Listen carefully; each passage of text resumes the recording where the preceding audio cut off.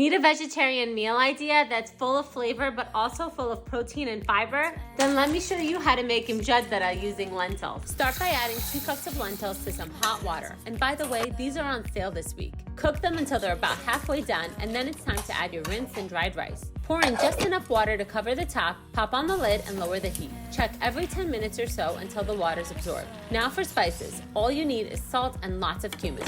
Stir everything together, cover, and let it finish cooking. While that simmers, it's onion time. You're gonna slice lots and lots of onions. Not gonna lie, this is the hardest part, especially if you're fighting back tears.